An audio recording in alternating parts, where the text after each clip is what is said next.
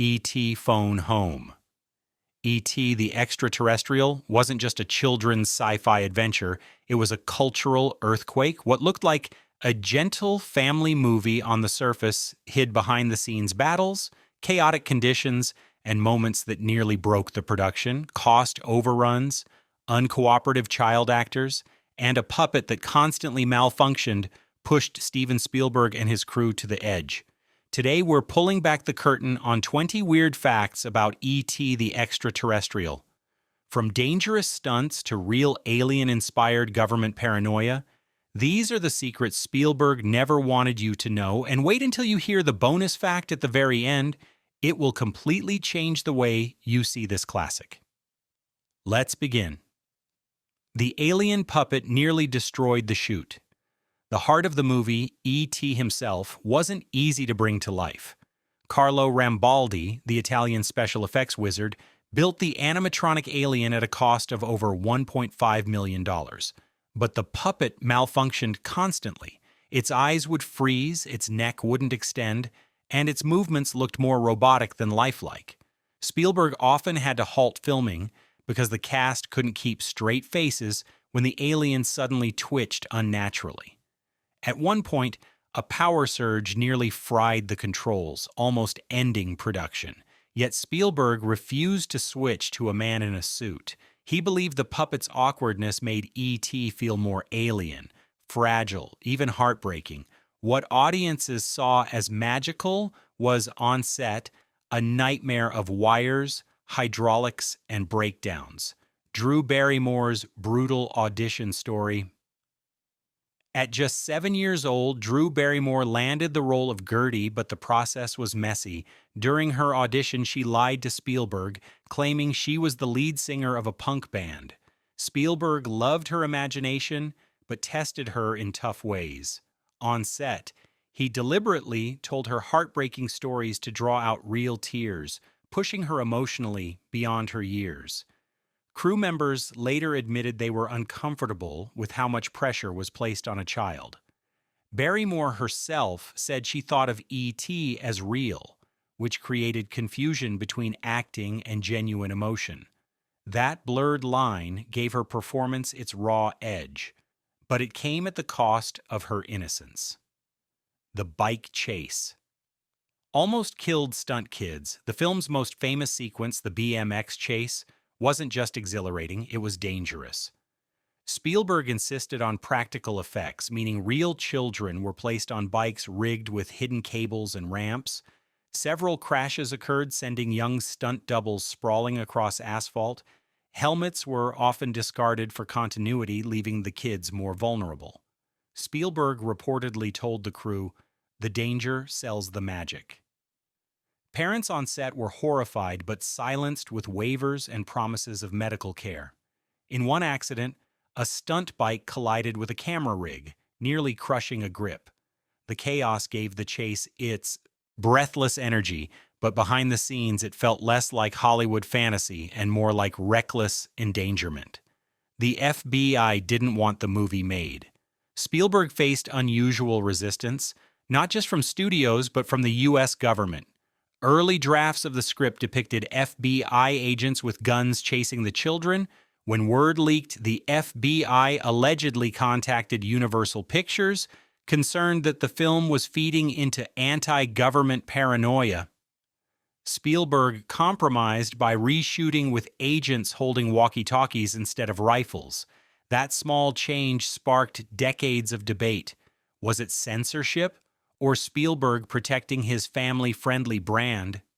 Either way, it revealed how sensitive Cold War America was to the idea of government secrecy, especially with UFO sightings and Area 51 stories already flooding the culture.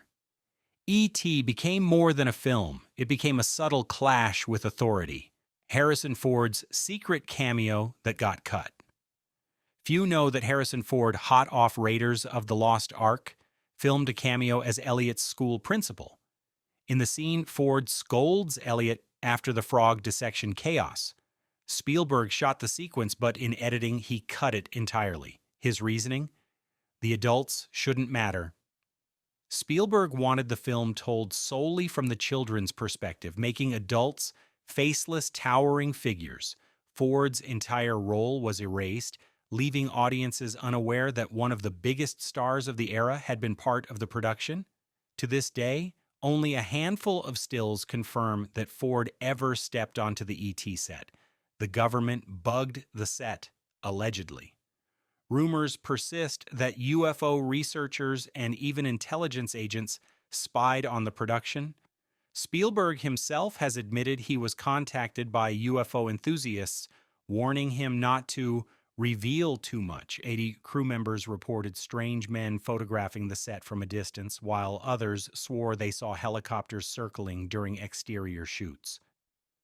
Whether paranoia or reality, the sense of surveillance added eerie tension. Spielberg leaned into it, shaping the film's mood of government pursuit and secrecy. In a way, life imitated art. The crew felt hunted, just like Elliott and E.T., the candy bribe that changed marketing forever. Reese's Pieces weren't Spielberg's first choice. He wanted M&Ms, but Mars Inc. refused, worried the alien would scare children. Hershey's saw an opportunity and offered Reese's Pieces instead. Sales skyrocketed by an estimated 65% in the months after release. What audiences didn't know was that Hershey's also sent free candy to theaters, creating a product placement revolution. After E.T., no studio looked at candy or cross-promotional tie-ins the same way again. Spielberg hadn't just told a story, he'd rewritten the rules of Hollywood marketing. The irony: Mars executives later admitted turning down the deal was one of their worst corporate mistakes ever. Spielberg hid the script from executives. Universal Studios wanted tight control, but Spielberg didn't trust them. He feared studio executives would demand rewrites that softened the film's darker edges. To protect his vision, he reportedly kept certain drafts under lock and key, showing only trusted collaborators. Even call sheets sometimes used code names for scenes to confuse outsiders. Spielberg fought to keep the film about empathy, not spectacle. Studio brass begged him to add more government involvement, more explosions, more sci-fi wow factor. He refused. Not explosions, but intimacy. Not war, but love. Against industry logic, Spielberg bet on quiet emotion. The gamble made E.T. one of the most profitable films in history, proving restraint could be more powerful than noise. The set was kept child-friendly to a fault. To capture authentic performances from Henry Thomas, Drew Barrymore, and Robert McNaughton, Spielberg ran the set almost like a daycare. He banned swearing from crew members, allowed toys in between takes, and even made sure E.T. was always visible. The alien puppet was deliberately left alive in the children's presence, operated by puppeteers so the kids never broke their belief. But this method had consequences. The actors became so emotionally attached that when E.T. died during filming, Barrymore broke down sobbing uncontrollably. Spielberg had to halt production to comfort her. The blurred line between acting and reality created magic on screen, but it also left young actors emotionally scarred long after the cameras stopped rolling. John Williams' score saved a broken scene. The iconic bike flight almost didn't work. When Spielberg saw the raw dailies, he thought it looked clumsy. Just kids on bikes against clunky blue screen projections. He considered cutting it entirely. Enter John Williams.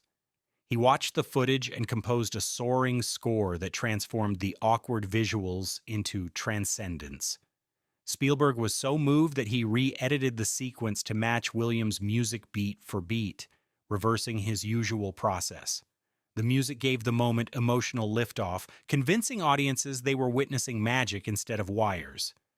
Go ahead and like and subscribe, because just as John Williams saved this scene, we're saving the best revelations for you before the credits roll. The power of music turned failure into immortality. The hospital scene was horrifyingly realistic. The scene where doctors fight to save E.T. wasn't acted by extras, it featured real medical professionals. Spielberg wanted authenticity, so he brought in real doctors and nurses, instructing them to react as they would in a true emergency. The result?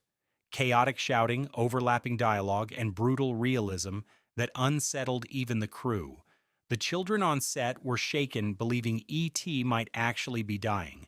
Spielberg later admitted he worried he'd gone too far, but the raw panic in the scene gave the film its emotional core. What audiences saw as heartbreaking cinema was, in reality, a blurred line between fiction and genuine human instinct in the face of mortality. Steven Spielberg's fear of failure haunted production. By 1982, Spielberg was already a household name, but he wasn't confident. After the massive success of Raiders of the Lost Ark, he worried that E.T. would be seen as too soft or even childish. Crew members recalled him pacing the set, second-guessing decisions, and asking, "Is this going to work?" daily. At one point, he considered shelving the project entirely, convinced audiences wouldn't buy into a wrinkled alien and kids on bikes.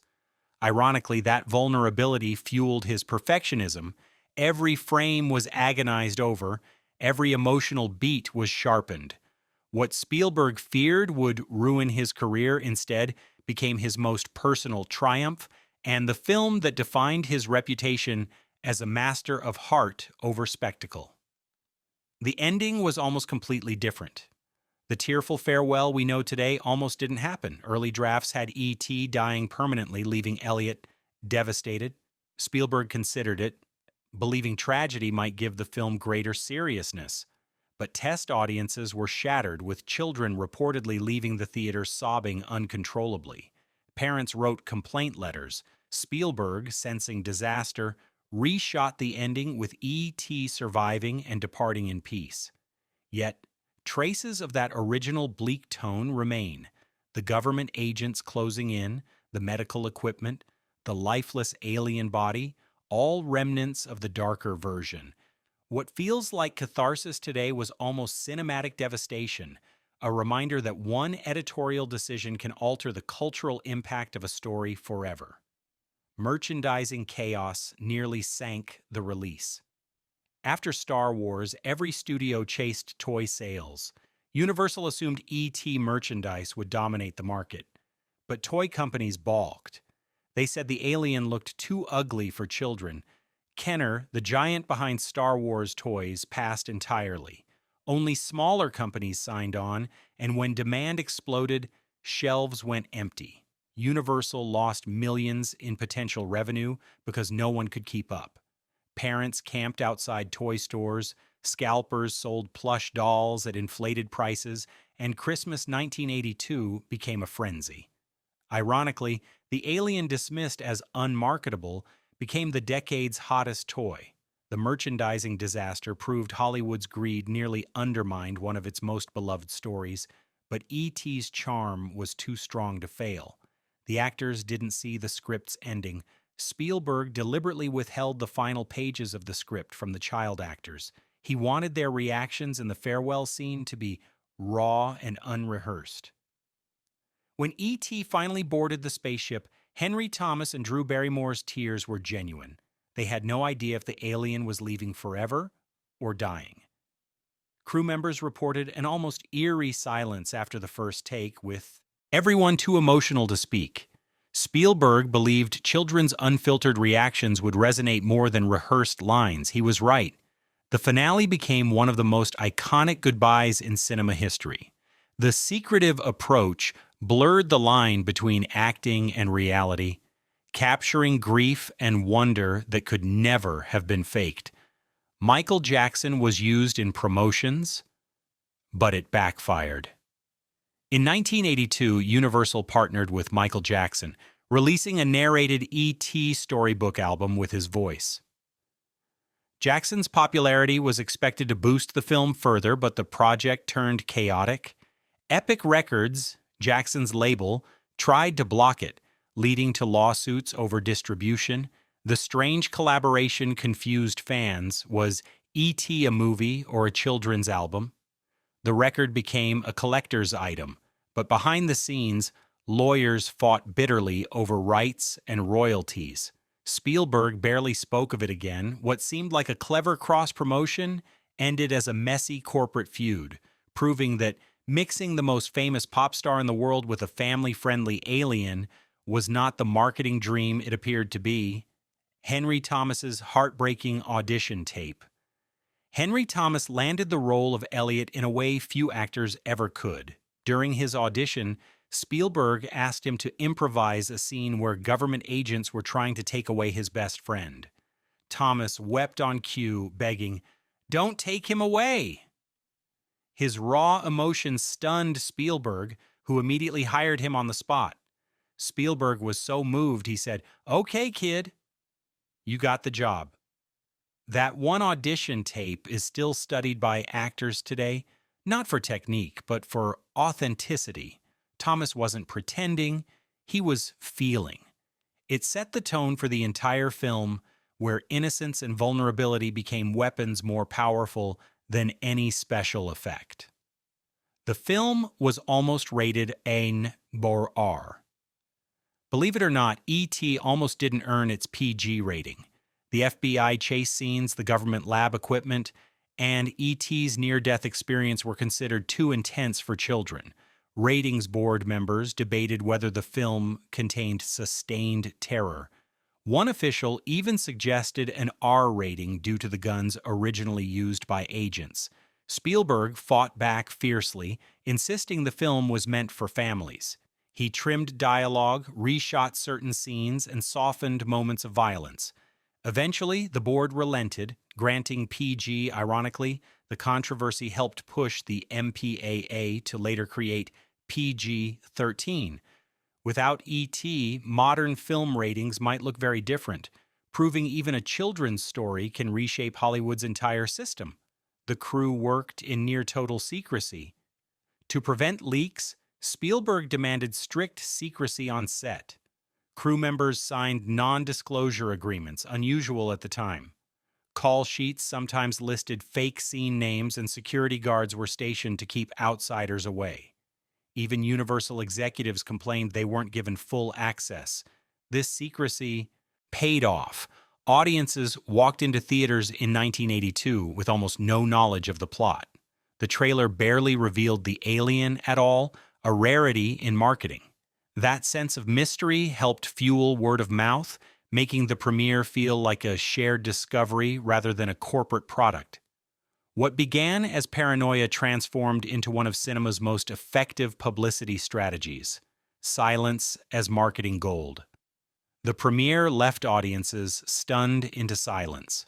When E.T. premiered at Cannes in 1982, the reaction wasn't instant applause, it was silence. Long, emotional silence. Then, as the credits rolled, the audience erupted in tears and ovations that lasted minutes. Even hardened critics admitted they were overwhelmed. Spielberg himself reportedly cried during the screening, relieved that his vulnerable story had connected. For a brief moment, the glitz of Cannes was replaced with childlike wonder. What could have been dismissed as a kid's movie was instantly recognized as a universal fable about loneliness, love, and belonging.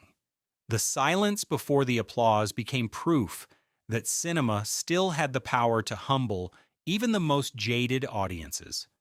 The U.S. government really studied E.T. Here's the kicker. E.T. didn't just inspire audiences. It drew attention from NASA and the White House. In 1983, President Ronald Reagan reportedly told Spielberg at a White House screening, "You know, there are only a handful of people in this room who know how true this really is." The line blurred reality and rumor, fueling decades of conspiracy theories about government knowledge of extraterrestrials. Whether Reagan was joking or not, the moment cemented E.T. as more than fiction. It became a cultural touchstone for real-world debates about alien life, government secrecy, and humanity's place in the cosmos. The most surprising fact: a family film about friendship may have been closer to reality than anyone realized.